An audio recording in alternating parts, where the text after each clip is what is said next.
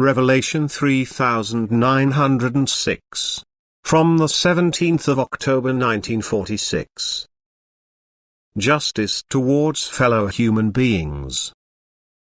God's order.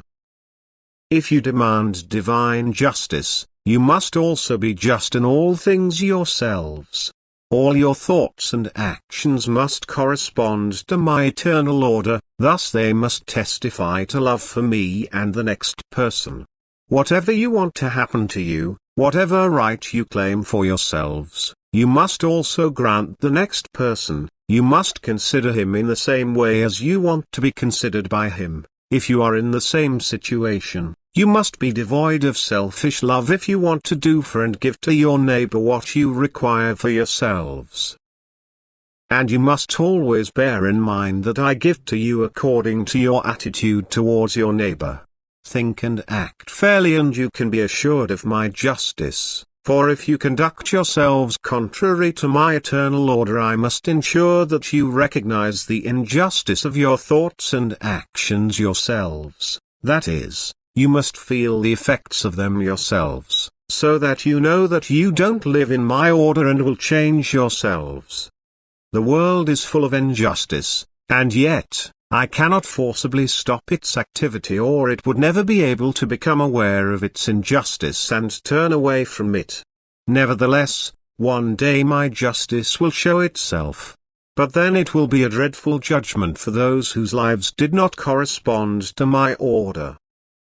For everyone will have to atone for his unfair thoughts and behavior, be it on earth or in the beyond or in agonizing renewed banishment in matter, for since I am supremely perfect I must also be supremely righteous and punish the sinners once they degenerate into devils on earth and are no longer capable of any earthly improvement.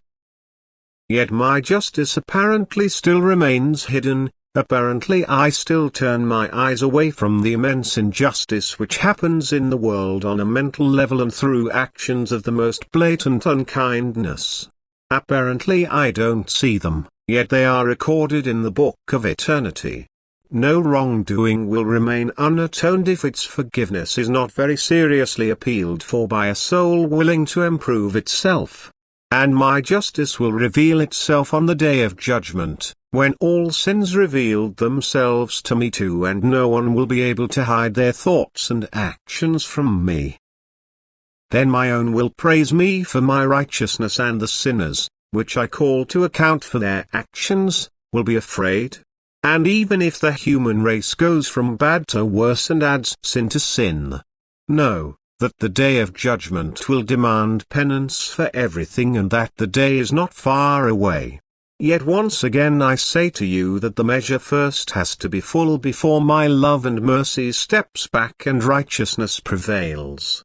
For the time granted to Satan's activity on earth is specified for eternity, but during this time every soul also has the opportunity to find its path to me and release itself from Satan's control with my support, with my strength.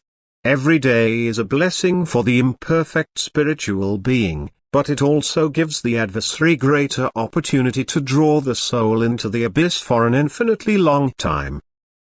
However, the day of judgment will bring the time of grace to an end and also the time of raging of this power.